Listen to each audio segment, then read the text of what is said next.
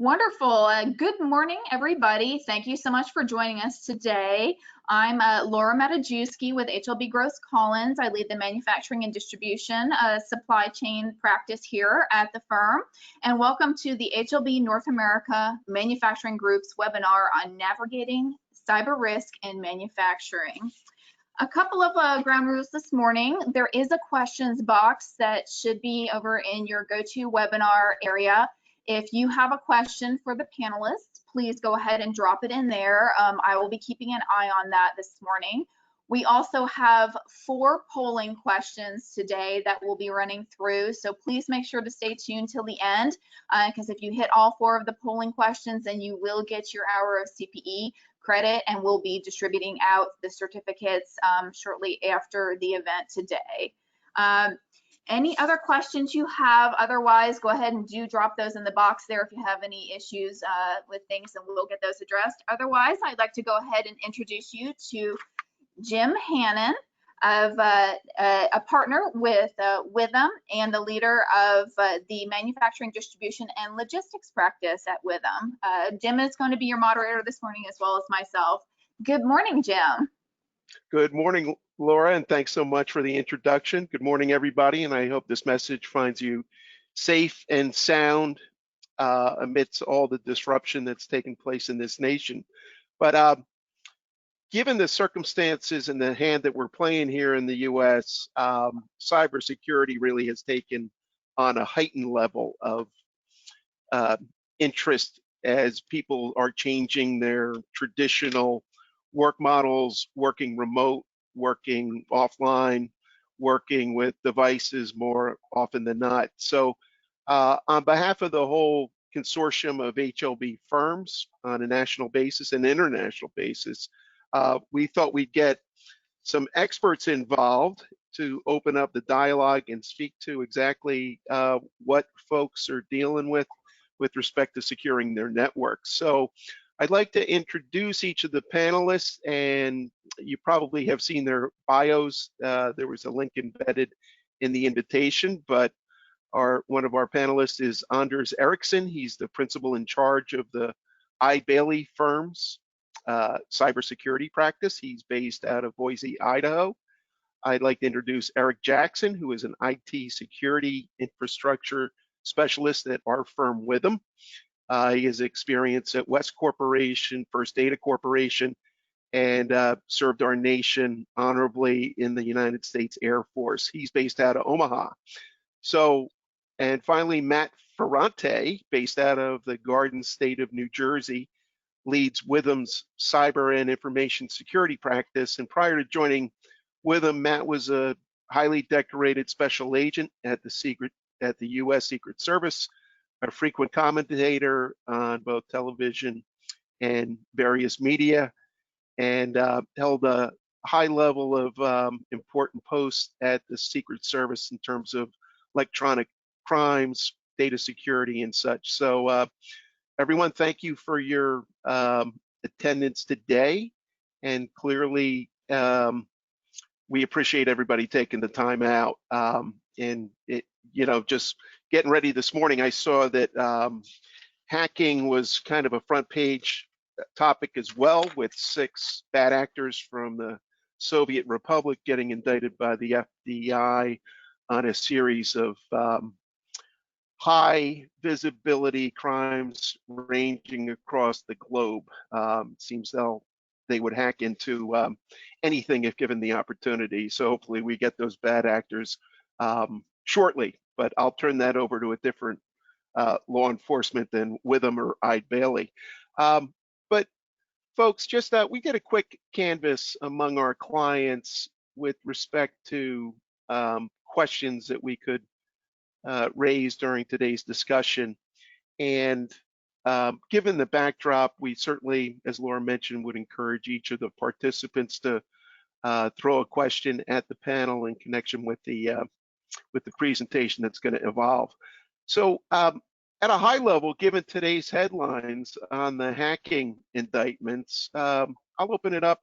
Matt, perhaps you can start off. What's the most surprising successful cyber attack that you can recollect, and whether it was the government or private sector, and why was it a big deal? Great, thank you, Jim. I see my name on the bottom. It says Eric Jackson, but it is actually Matthew Ferrante. We are not twins, so I don't know if even though we may be closely resembling each other on the screen, but I'm going to give two. I'm going to give one from the government sector, and I can give another example from the private sector. From the government sector, the U.S. Secret Service Operation Firewall, and later dubbed Operation Get Rich or Die Trying. This is the first online organized crime takedown. What we notice is that the cyber actors have been working across, obviously across the globe, across borders, and across different entities. That type of operation, we noticed we did the first online successful wiretap ever done in the United States, taking down 65 plus hackers. We noticed that they're working across lines, whether it was organized crime that had economic interests, terrorist actors, there was guns, drugs that they were facilitating in, even hits for hire. So that was definitely staggering, the amount of hacking and intrusions, and also the government actors that are working as well. In the private sector, I can't say the company name, but we worked on a major insurance claim. The company was taken down for approximately a month and a half. It was a $2 billion claim, $2 billion claim. But because the company, cybersecurity, was found to be negligent and recklessly run, they got less than $40 million. So these impacts that I've seen both on the private sector side as well as on the government side, often the amount of damages that the companies face are much greater than what's actually reported in the news. And unfortunately, a lot of companies and organizations don't find out until they're actually impacted, even if they have cyber insurance policies. You have to be careful what's underwritten in the policies, and we've seen them get hammered even on a policy where they're not fully covered. Anders or Eric? I'll jump in here. We had as far as clients or organizations we work with that have experienced breaches, our incident response team engaged with an organization, a manufacturer in the Midwest, that was experiencing some malware that was running rampant on their network. Everything was becoming non-responsive. They couldn't access their data. So they contacted us. We came in and found a strand of a software called Emotet, which is pretty nasty stuff. And it had been dropped in by some bad actors on their way out. They'd actually been, after a forensics team came in and looked at what was happening, we found is that the hackers had actually been in there for quite a while, months as a matter of fact. And they had been snooping around. What they had done is actually, what we found out is they'd taken some intellectual property, stolen that intellectual property. They were from overseas, and they dropped this malware on the way out, basically to cause havoc and try to cover the tracks. And so that intellectual property ended up getting over into China, and so it did some pretty heavy reputational damage to them from a business standpoint. And so the actual malware was just a front, and it was the first thing they had to deal with. But there was a much deeper issue that they were facing just from the fact that they lost some pretty substantial intellectual property related to their products and their manufacturing processes. So they were down for about a week. And lost about $1.5 million, and insurance covered some of that, but not. I mean, it covered some of the cost of it, but the overall impact is they're still feeling the heavy weight of it. So pretty sad situation, but that's not the time to try and. Hopefully, we can get clients to understand the importance of investing in cybersecurity and fixing these things in the front end, so trying to deal with them in the back end. Yeah, great. Oh, I'll take my turn. Eric Jackson too. There's in the frame of the question, surprising. There's not a lot of surprises anymore in doing what we do. We see just so many things, and I think for me, the one that really kind of left me gobsmacked was the recent Garmin intrusion that was in the news everywhere. It was a massive ransomware attack that took them down for almost 15 days. And if a company that big that does that much, that has a fully staffed IT security department, can get hit that hard, it should be a wake-up call for just about everybody that we're dealing with. Actors who, if they can, they will. If there's something exposed that they can find, they will exploit it. And to me, it's not necessarily that surprising. It's that everyone should be paying attention at this point. Thanks, Eric. That leads us to our first obligatory polling question. And I'll turn it over to Laura to administer that. And we're not trying certainly to make fun of certain people, but we have a slide there of famous actors, famous bad actors, and or cyber issues, and the caricature at the bottom, and I think you all know him.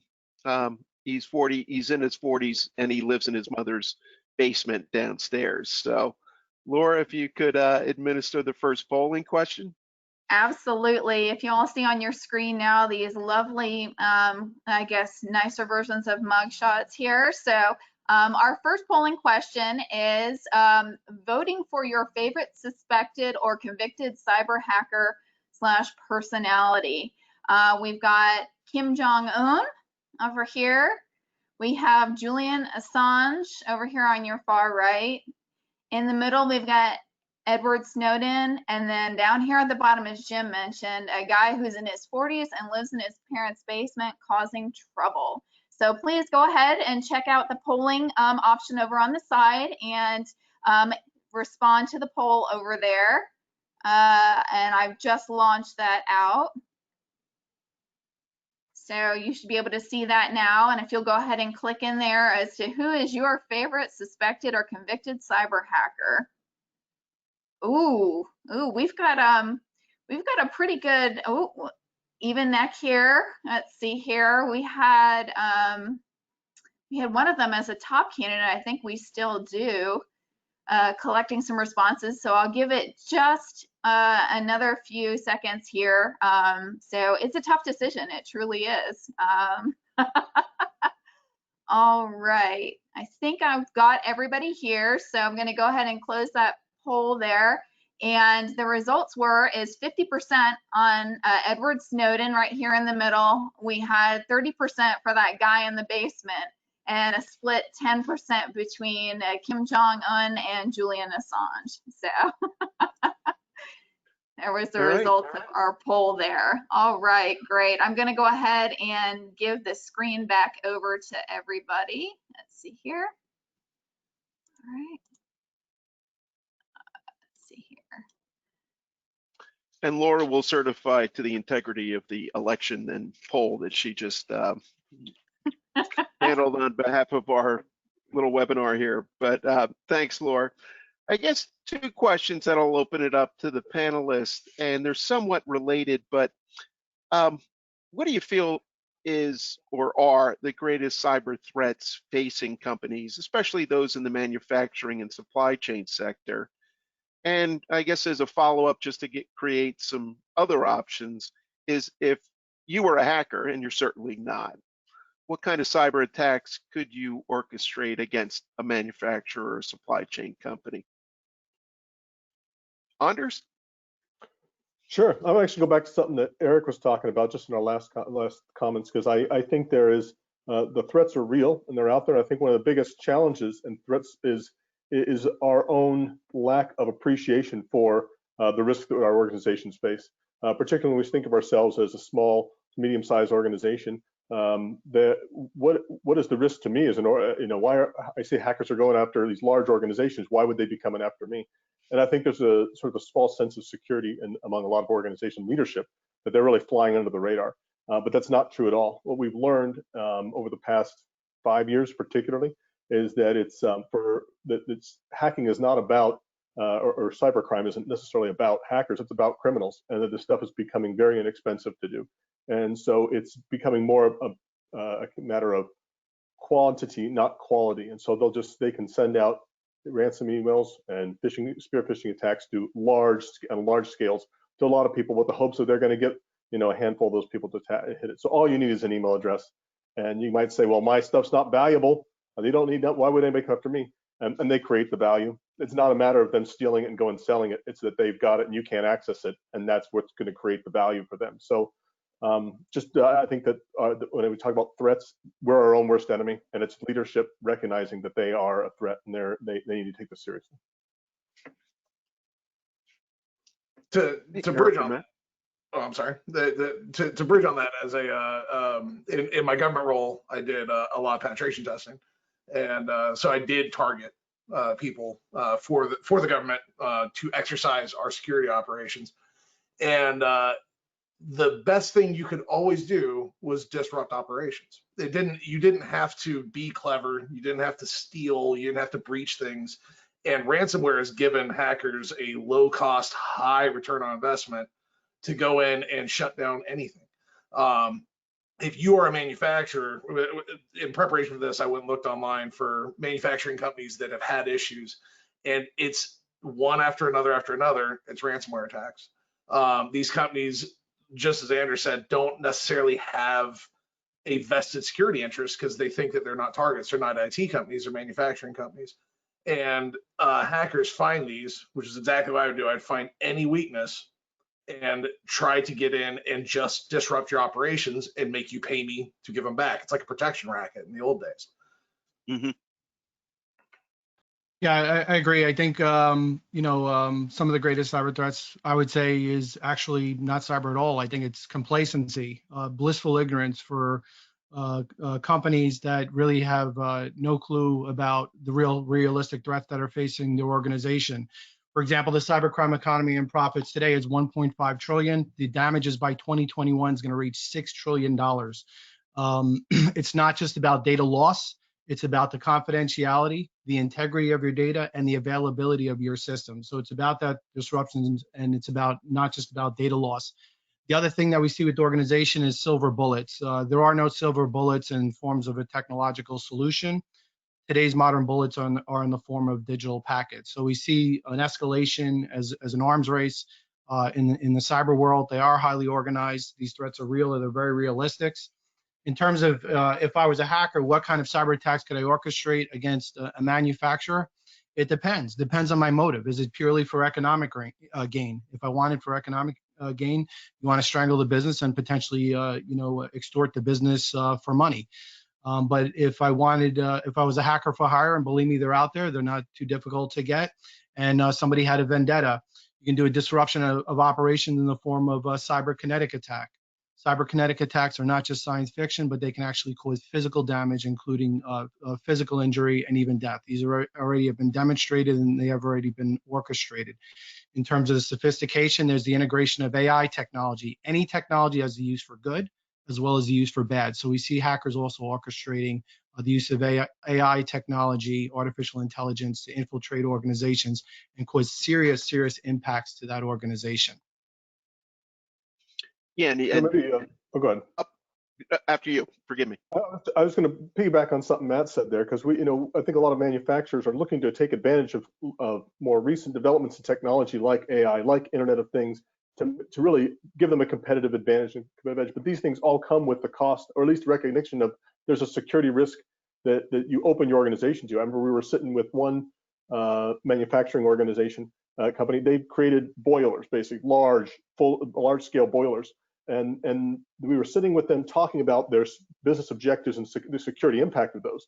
And the research and development guy starts talking about, oh, we're going to put some small computers on each one of our boilers, and this is going to allow us to connect to them remotely. We're going to be able to come in and do some maintenance on them remotely.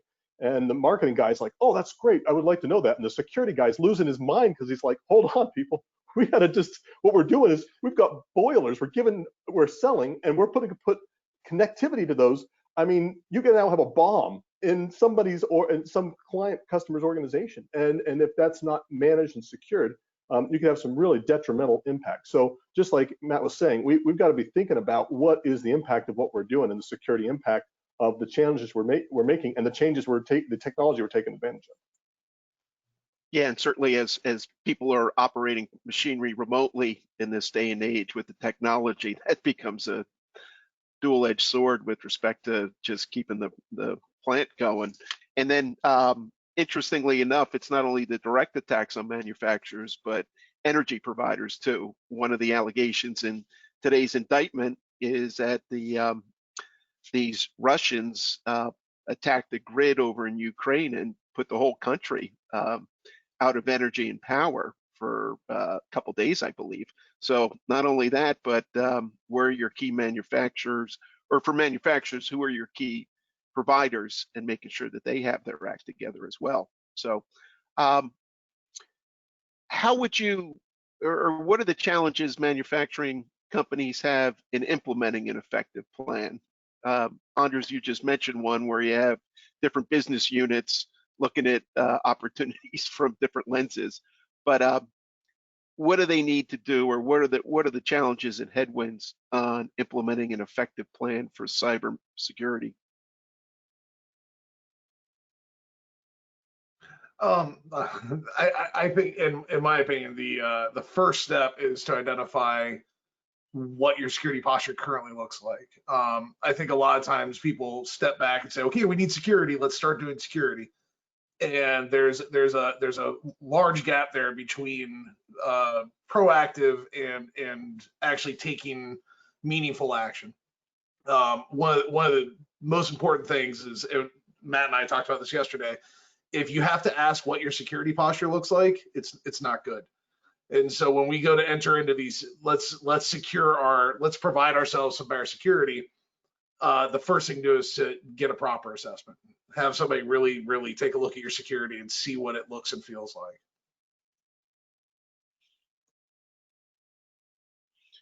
Okay, to the extent that, oh, go ahead, I'm sorry. Yeah, I think I'm going to echo on what Eric was just saying, is that a lot of companies that we see, they're just protecting things. It's kind of ad hoc. It starts with first testing the environment. Today's modern type of penetration testing should actually be a threat emulation. And that should be aligned specifically towards the business. What is the business's center of gravity? What is the stuff that if the business is hit, would really knock the business down, hurt them economically, as well as impact their bottom line over a prolonged period of time? Those are the things that should be looked at. What are the core assets that can be taken out? And then there needs to be a strategic alignment, and hence, a VCISO type of an assessment that looks at the security control framework. Is the company getting their ROI, returning their investment on their security spend? And those should be by verifiable metrics. Maybe just one more thought there. I think specific to manufacturing, there's been this sort of this two worlds that have operated separately, this sort of OT and IT. We've got this operational environment, we've got these industrial control systems, and you've got the IT, which is really helping run the business. And what we're seeing is the connectivity between the two of these is leaving security risks open in the industrial control and the OT, and security really hasn't been addressed there. And we saw it earlier this year where there was ransomware. The first time we saw ransomware, I think it was called Ekans, was the name of the ransomware that was first reported on in January. And we actually saw industrial control systems trying to be taken down through the ransomware. They're trying to take those industrial control systems offline. And so that's a really disturbing trend. If we're now going to start seeing ransomware hitting our OT environment, our industrial control systems, we've got to start bridging the gap between OT and IT. And that's not an easy thing to do because they're culturally different. They operate differently, but we've got to start sitting down on a regular basis and talking, okay, how are we addressing security? What are the connectivity between our two environments, and how do we begin to address the risks that are there? Okay, assuming that you've done all the blocking and tackling that you feel is necessary for your own system, but you bring in or you outsource technology needs, functions, and such to third parties, what do you see out there that companies are either overlooking or initiating on relationships with vendors and service providers that are serving their IT or security needs? I'm going to kind of echo off the last question. It's that assessment, right? So when you take on a new anything, if you have a new IT vendor that comes in for you, or you have clients, a business servicing you as a client, the first question that should go to that business is, how do you do security? For lack of better terms, how are you securing things? If you're bringing on tech, it needs to be assessed at the level of, this is going to be part of me now. How secure is it? Because as soon as, and the most classical example of this was the Target breach happened, I want to say 2012, 2010.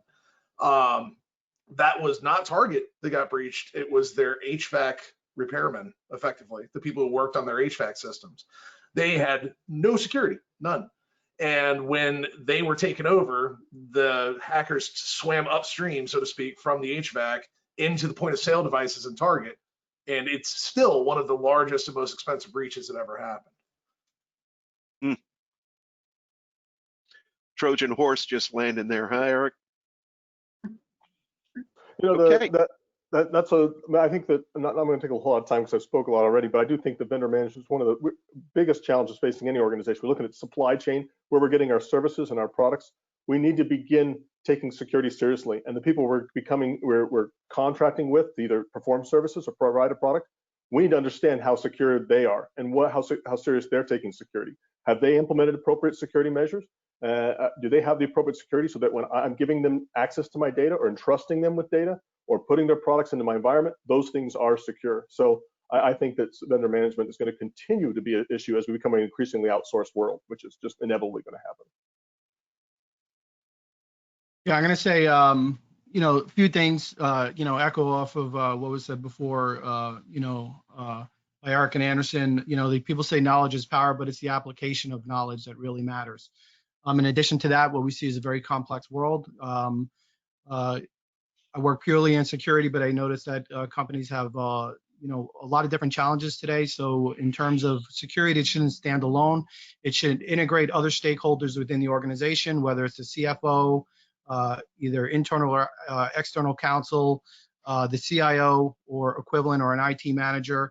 There needs to be multiple stakeholders that need to be involved for effective security, not purely security by itself.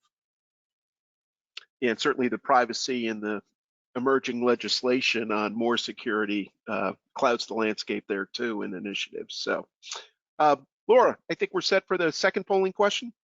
Fantastic. All right.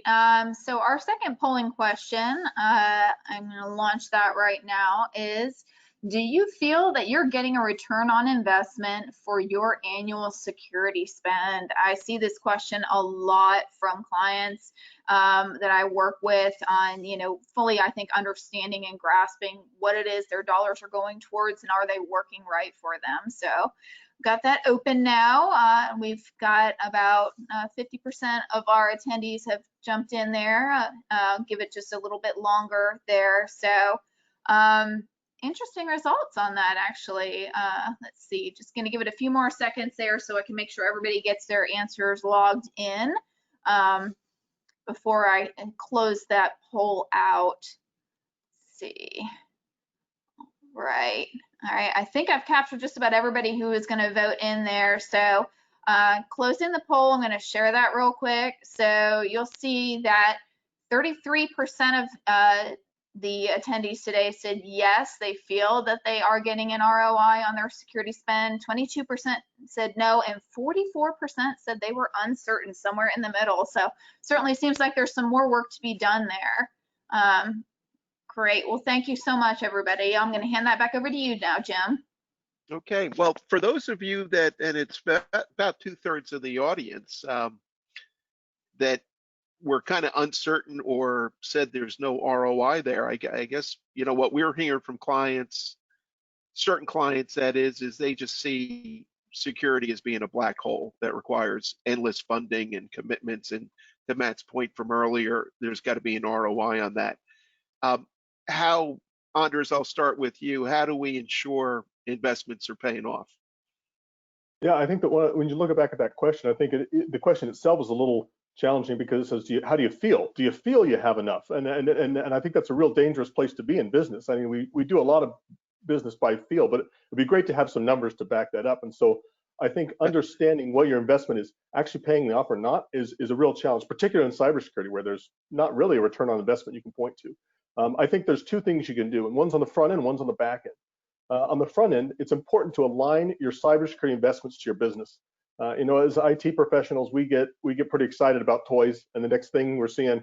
And so your security staff, your IT staff, it's not uncommon for them to come and say, oh, I saw this one at this conference. This is really cool. We can invest in this, and this will give us security. Or this tool over here is what we need. And so you build up sort of this habit of saying, well, I need this thing, and this is going to help me get security. But it doesn't necessarily align to the business objectives. And so what organizations need to try and do, and what we try to help organizations do, is align their cybersecurity to business. And so, for example, if business disruption, a lot of manufacturers, business disruption is a pretty critical aspect of their business. Every time the plant's down, they're not making a dollar. So business disruption, intellectual property, those are important business objectives that organizations have. Your cybersecurity should align to those, and your investments should align to those. And so, but if things like maybe compliance in manufacturing, we don't deal with a lot of cybersecurity compliance, and so maybe having compliance is not as big of an investment, so we don't need to spend as much time on that and as much money. But we want to make sure our systems are up. So our cybersecurity investments should relate to that. So on the front end, make sure your investments align to your business. And if IT comes to you and says, I want this new toy, you got to say, how does that relate to our business objectives? Show me how this relates to what we're trying to achieve. And on the back end, then your metrics should relate to that. You should be getting key metrics related to those particular investments. So if business disruption is important, make sure you get some key metrics on uptime. How up were we? Did we have any disruptions, and how long were we down? And how well did our backup systems and our redundancy operate? Make sure you have some tests and you see the results of those tests. So make sure that if you want to make sure your investments are paying off, make sure the information you're getting back directly aligns to what your business objectives are. If intellectual property is important, then you got to make sure your data loss prevention systems are in place. And you got to make sure that you're getting metrics on those data loss prevention systems. And so it's going to take some security expertise and some people who understand how to get those metrics out of the system, but you've got to begin to pull the information that's important to you in your business. So Harrison took my answer, so I'm going to expand on it. There's no copyright here, but go ahead. No. So I've ran security at 2 large-scale corporations before joining with them, and it is paramount that you as leadership hold security or your security consultants accountable for metrics.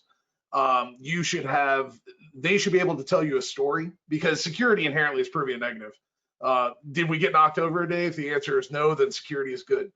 But as soon as it happens, it's bad. It's binary. It's good or it's bad. So everything should have dollar values associated with it. Everything should have revenue associated with it. And all security efforts should be focusing on that revenue and those dollar values.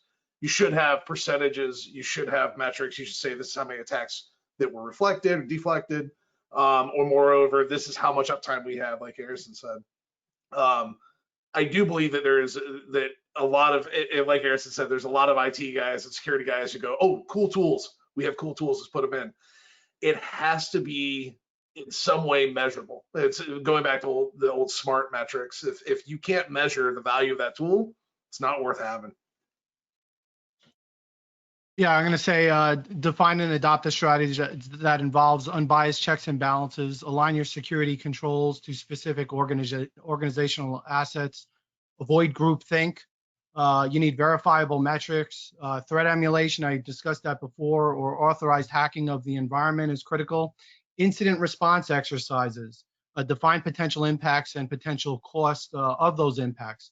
You will need these if you are impacted. Believe it or not, when impacts happen, whether it's on the government side or on the private sector side, just assessing and distributing what your losses actually are is more challenging than you would think. So again, being proactive. I always say this: Noah built the ark before it rained, not after. And Laura, I think we could find some accountants that could get that spend on the balance sheet versus the P&L if that's one of the concerns of the constituents and stakeholders. And that's a perfect example of getting the accountants involved, specifically with these IT exercises to align them to specific assets that can be impacted. Perfect example. Yeah, and it's the old breadbox mentality. If somebody comes out with a better security package or a mousetrap in the old world, right? Everybody's going to flock to that. So, to your point, we see more and more C-suite focus on the spend. To Eric's point, yeah, it's great when we don't hear about security, but it's an ongoing battle and an ongoing war, keeping those defenses up. And are companies making the best use of the cyber tools that they buy post-spend? Are they, by and large, guys, do you see them taking advantage and leveraging, or is it just, underutilized? Any examples? I'll go first on this one. I saw Harrison smile too. So No, long story short, no, they're generally not making the best use of the tools. Tools, and this is, it feeds back into the last question. Somebody sees a cool tool, they want the tool. Those tools are very complicated. The cost of implementation is serious. And a lot of times they say, well, it fulfills, take antivirus, and I can give you a direct example. Semantic endpoint protection is, well, used to be, it's starting to fade out, but it used to be an industry standard. People would implement it to say, yes, I have AV, and that was it. It's an extremely expensive product to say, yes, I have antivirus installed on my computers. It also provided firewall capabilities, IDS, IPS capabilities. It does all kinds of extra security stuff that effectively was a giant boon to the security industry. And every implementation I ran into was, yes, it provides antivirus, and it does nothing else. So companies are spending millions and millions of dollars on this tool that could do so much more, but it required more know-how than anyone had in shop to get it implemented correctly.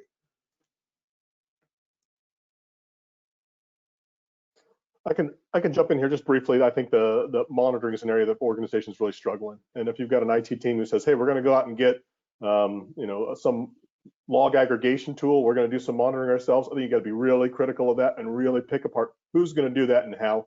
I've seen a lot of failed implementations of things like Splunk.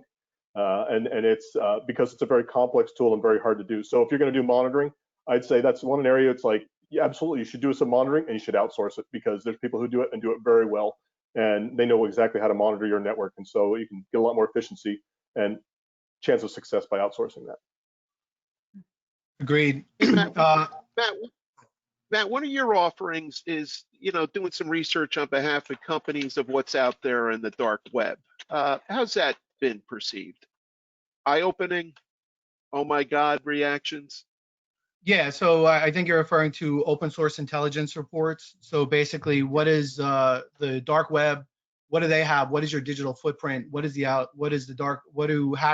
hackers able to see about your environment? What are they trading on the environment for your organization? It's definitely eye-opening. We already mitigated one data breach in relation to that. They had the digital equivalent of the keys to the business sticking out of the front door. And we're able to grab them before hackers could do that. Average cost of a data breach today is about 8.19 million US dollars. That's on average, and I can tell you they can go a lot higher than that. But yes, it's been well received, and these open source intel reports are definitely eye-opening, because if we could see it, and this is non-intrusive type of scanning and looking what's on the dark web, if we can see it, that's what the hackers are seeing, and these often help mitigate and realign better and make better use of the security controls and tools that the organization have. Just real quick, I want to get back to some of the cyber tools. I agree. A lot of these are either misconfigured or misaligned to specific assets. I don't believe in widgetizing a business. I talked about those silver bullets before. There are no silver bullets in this. New York Times, in the past, they were hacked. They had a DLP, data loss prevention security tool, but it was misconfigured. So they were still impacted by that, significantly impacted by that data breach. Security tools need to be aligned to what matters to the business. It needs to be specifically aligned to the business, right? And moreover, security should not be expensive. There's an appropriate way to make sure you get your ROI on it. In terms of security not being expensive, I'll give you an example in the Secret Service. There's times where the president would pass by a hallway. We didn't need expensive bulletproof shields. What we use is pipe and drape. Inexpensive, but highly effective. Okay. Speaking from experience, Matt, right? Absolutely. And it's nice to see Matt without his earpiece and talking into his hand there. So thanks, it's Matt. there. Yeah, okay.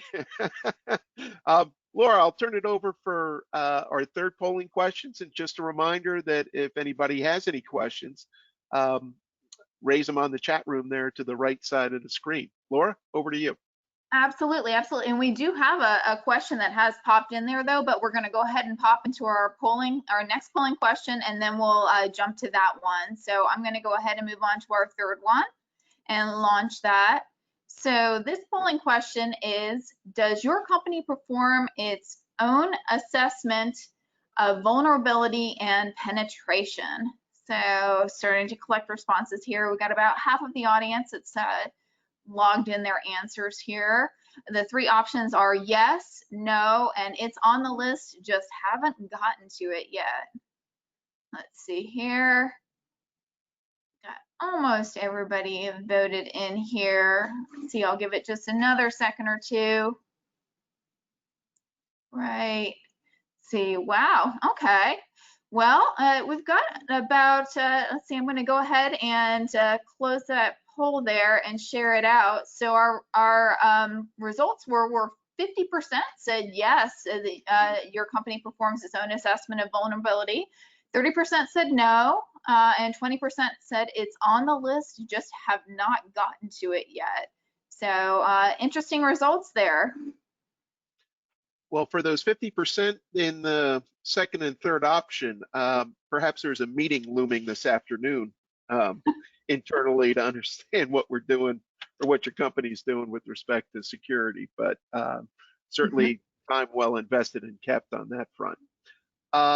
Laura, I'm struggling seeing that question. Do you want to throw it out there? Yeah, absolutely, absolutely. So the question was, and it results from earlier on in our conversation when we talked a little bit about checking out, who you're working with, your vendors, your COIs.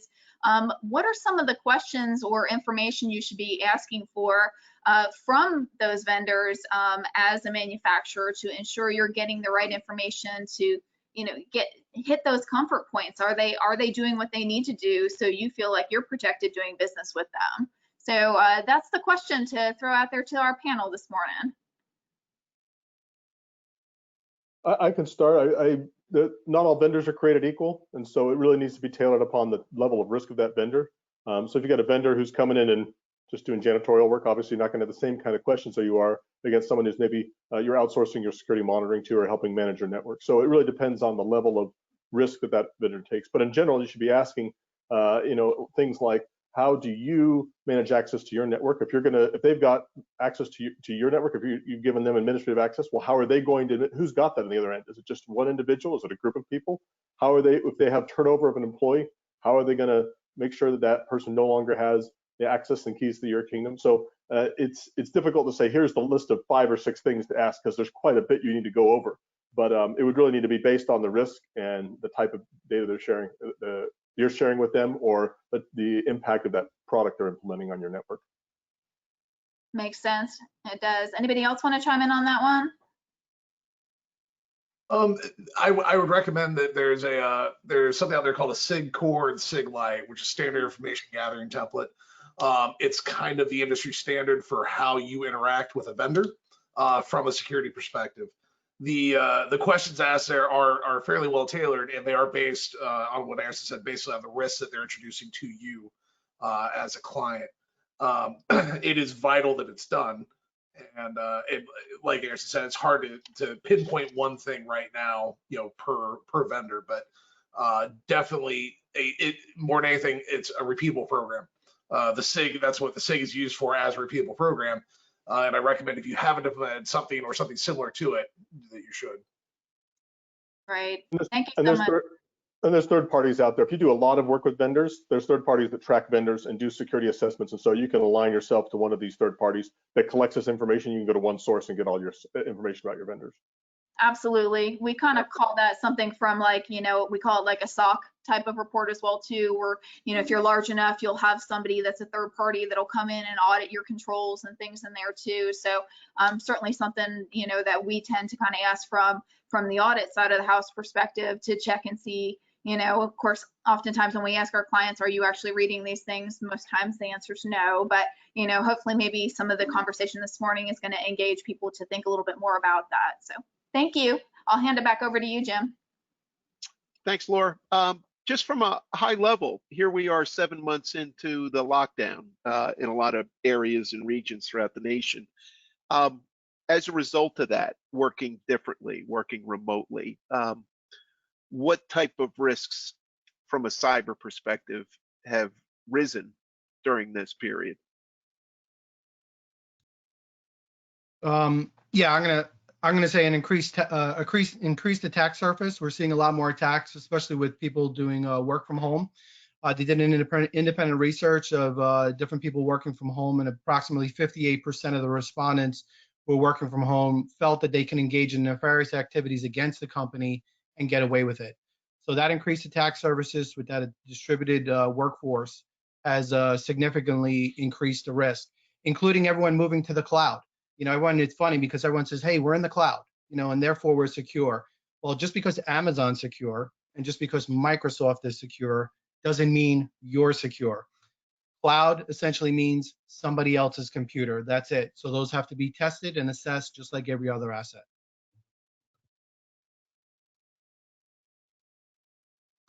Along the lines of what Matt said, I think the ever-growing presence of work from home is not necessarily itself a security risk, but I think it leads to more risky behaviors.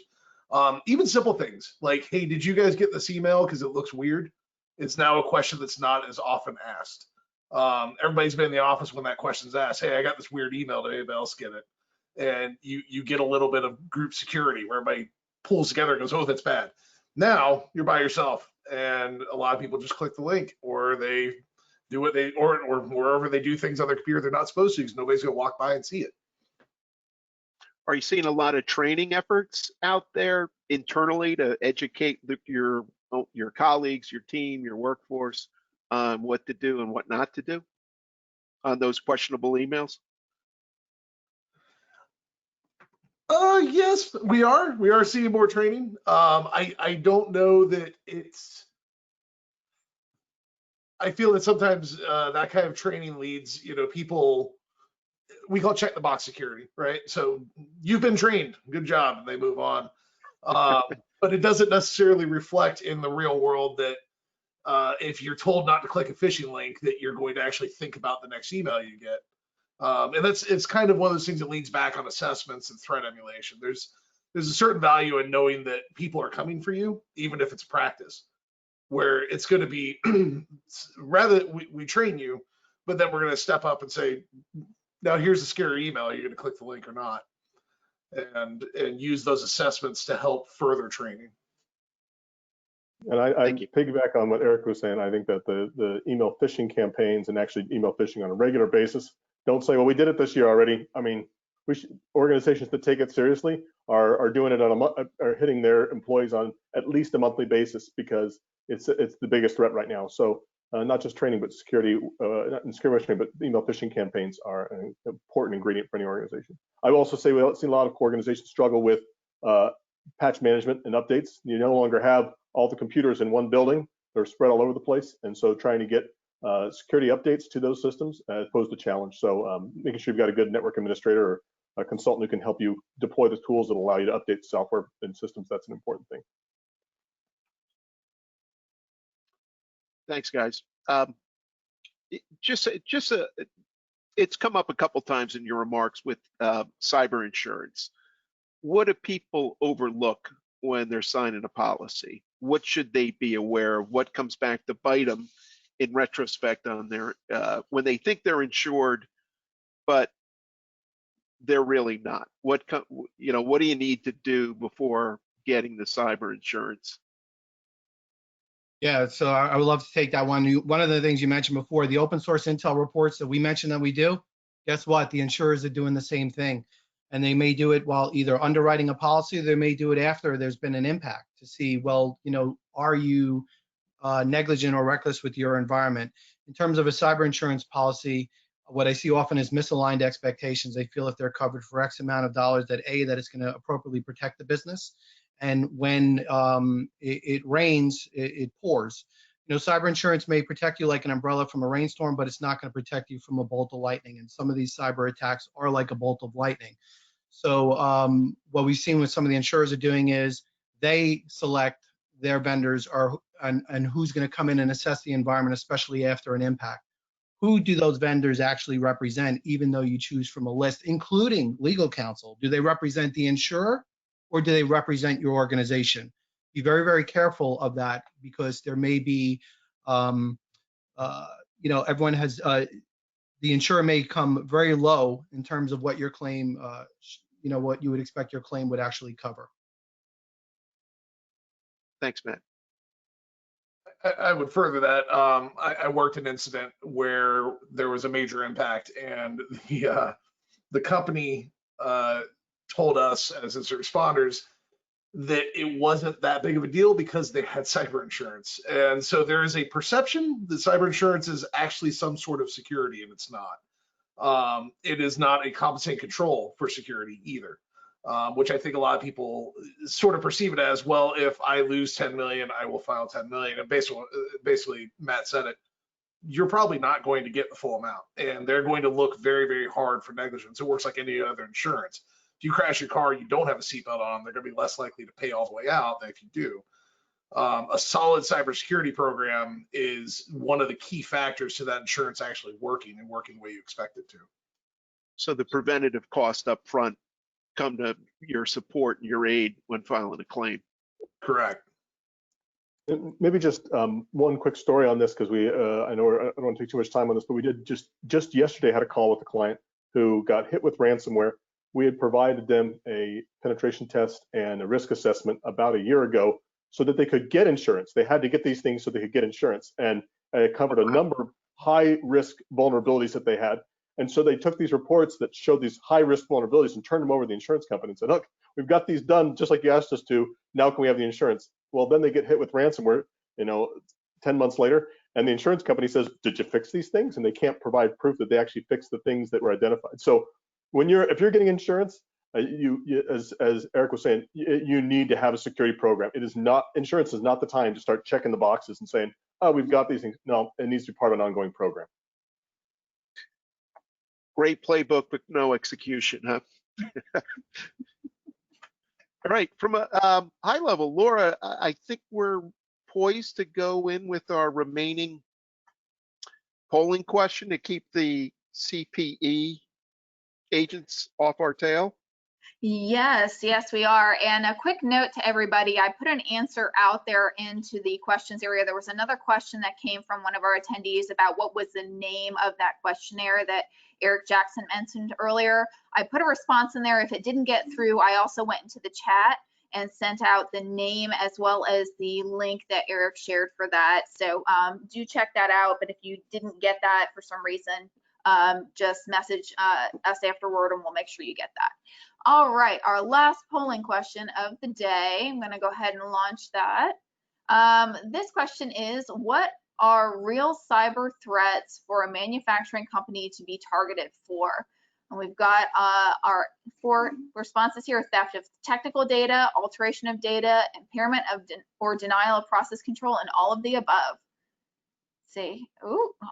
All right, got about 50% of our attendees voted in, so I'm going to give it just a few more seconds. Remember to get your response in so that you can get all of your polling questions checked off for your CPE today. As Jim said, to keep the CPE police off of our backs. Yeah, and this is one of those softball extra credit questions that I can only speak from personal experience. Brought me from a C+ to a B- many years ago in college. So all right, I'm going to go ahead and close that, and we have a unanimous. I'm going to share that out.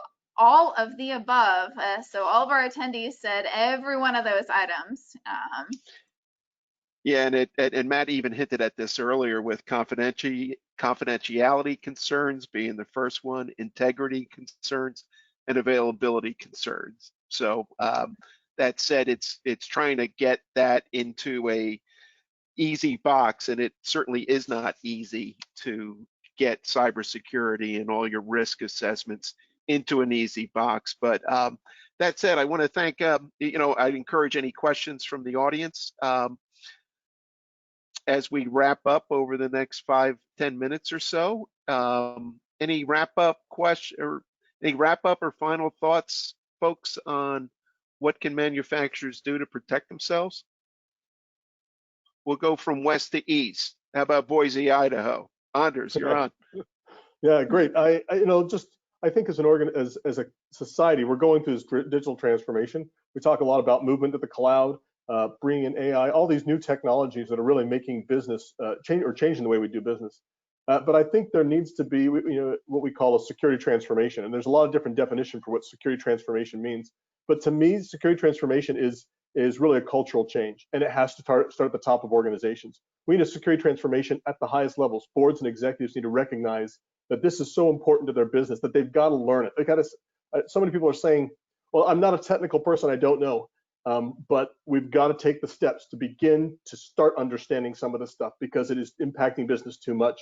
And we've seen too many situations where the only time that executives and owners begin to start thinking about this is when they've had a breach. And that's got to be the change. That's got to be the transformation, as we've got to be more proactive, and boards and executives, ownership needs to get more involved from the beginning. So my one takeaway I would leave you is please begin learning this stuff and understanding how it impacts your business, because it's huge and it's going to continue to grow in importance. Hey, over to Omaha, Nebraska. What does Warren Buffett have to say out there? Go ahead, Eric. So it's really to piggyback off of Anderson. One of the poll questions was, I haven't gotten around to it yet. That was one of the answers, and people did answer that. And time is up. This is a thing that has to happen now. If you don't have an active, defined, hard security program, you need one. And no matter what your technical level is, if you're the CEO, anybody in the C-suite, or your director, anytime somebody has a good idea, the very first question at this stage should be, how does that affect our security? Somebody should be able to answer that question. If they can't, you need to have people who can. Those security impacts are going to be, Matt quoted out, it's trillions of dollars. We're looking at trillions of dollars being lost to cybersecurity incidents now. And the cyber Pearl Harbor, which is the military term for when the big attack comes, is happening on a daily basis now. Now it's company based. When is your cyber Pearl Harbor going to happen? And are you ready? Do you have plans? And are you going to be able to withstand the attack? Yeah, my suggestion is that I did see, I believe one of the polling, I think a lot of people are doing their internal security audits. I definitely believe, I'm a big believer in third-party audits. It differs from, what companies suffer from is groupthink. Groupthink is defined as a psychological phenomenon that occurs within a group of people in which the desire for harmony or conformity in the group results in irrational or dysfunctional decision-making outcome. I've seen it happen in organizations. A lot of people in organization, will have that groupthink, having those third-party assessors and doing a realistic penetration test that involves all stakeholders. So it shouldn't be just selected by IT. It should be a threat emulation and incorporate that with the vCISO assessment that looks at the security control framework, is an authorized hack of the environment. Then you will see if your security is really effective or not. You'd rather find out before rather than find out when there's a big impact. Because I've been on the phone with CEOs literally in tears when their company was run through the ground, and now we're dealing and we have to pick up the pieces. And it's a very sad situation. These are not things that we've Googled. These are actually realistic, and dealing with it once it comes to the digital equivalent of the emergency room is a very, very sad occasion for everyone. Good advice. Proactive instead of reactive is the key on this front. Okay. Well, again, in the absence of any messages or questions coming from the audience, I'd like to thank everybody for joining us today. If your colleagues could not join us, when we send out the CPE certificates, we'll certainly provide a link to the HLB website where this session was recorded, so that you can share the love with your colleagues who sadly couldn't join us today. Laura, I'll turn it over to you on anything administrative. No, just I've got everybody's information in there. If there are any further questions, please do. The webinar will be closed, but you can go ahead and click on the links from the invite, and of course we'll get these CPE certificates out as well too, so do not hesitate to reach out to any one of us. We've got a fantastic panel here today, and just appreciate everybody's time and attention. This is a hot topic. It's not going away, as the panelists had said today, and just so appreciative of you all tuning in. Perhaps we'll get a sequel. Since there's no new movies out there, maybe we'll get a sequel of this Band of Merrymakers out in the spring. So thanks again to all the panelists and our colleagues at the HLB firms on joining us today. Thank you. Thank you, Thank Jim. you, everybody. Stay safe. Mm-hmm.